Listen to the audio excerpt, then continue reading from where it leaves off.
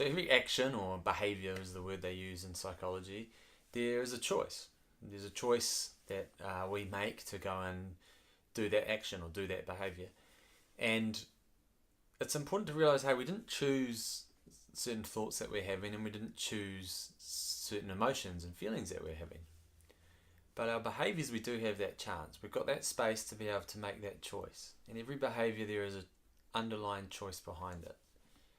I know when I was young, my parents, when I felt really angry, oftentimes you're making me really angry, I would say. And my parents would often reply to me, well, no one makes you angry.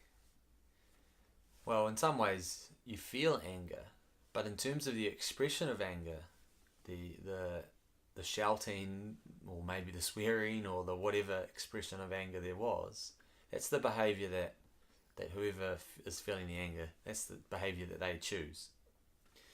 The same with our sport. We can be feeling all sorts of emotions in our sport, but we can choose a behavior that's different to that. It is possible. We don't have to be a victim of that behavior. So what we call that is emotion-driven behavior versus value-driven behavior. And you can guess which one we want to encourage you to choose more and more of. If we're guided by those values, those core values that we're going to uncover, then we're going to be making decisions that just align with who we are. And I guess at the end of the day, if you've made decisions that are in line with your values and what you want and the meaning that you find in your life, then you're going to feel like, hey, that was a pretty good day. I was true to myself. I was true to who I was. It was a difficult day, but I feel good because I'm living a life of vitality or fulfillment.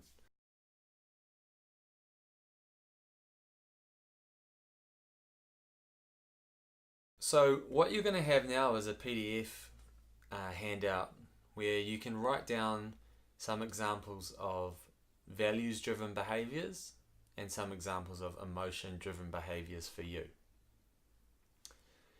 And you can use an example from your performance, if that's a sport, where you have done something which is based on the emotions that you're feeling at that time.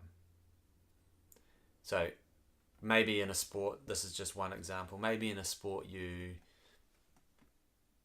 felt some anger or felt like you were treated unfairly by an official, and you reacted in a way that meant that you compounded the situation, you made it worse.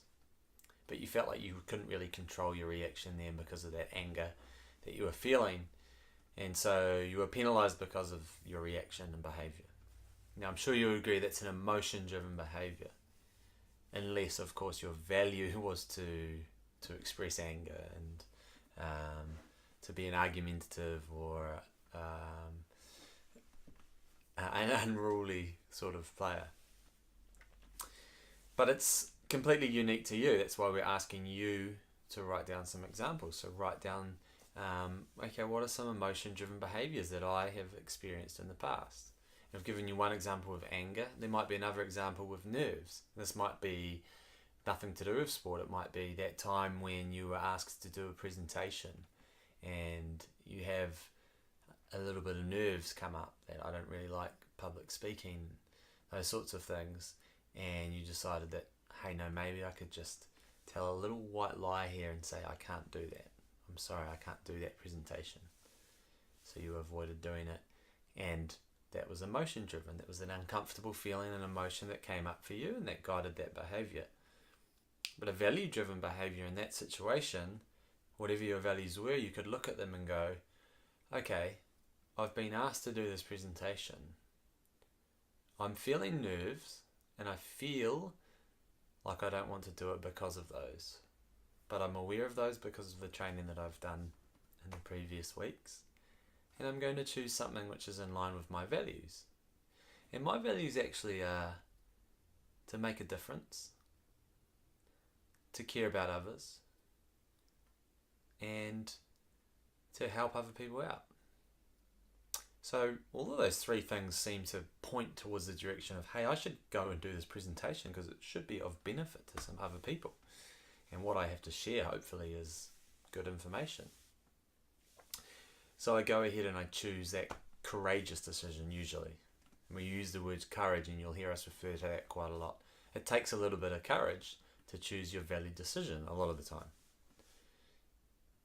Particularly when there's difficult emotions that we're experiencing.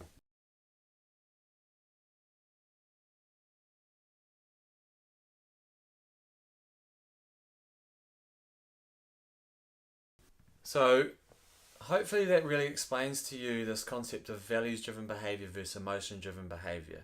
And if you've got any questions, make sure that you email us. We are really experienced at clarifying this with many people from many different backgrounds. So we would love for you to get in contact with us by email, ask us a question, and we can shoot back an answer. What's really important right now is that you fill out that PDF file, and you just jot down on there what's some examples of values-driven behaviors, what's some examples of emotion-driven behaviors. And those have got to be examples which are kind of relevant to you. So it might be things that you've done in the past, right? So what are some emotion-driven behaviors that you've done in the past? Identify those, and what are the valued choice that I could do instead?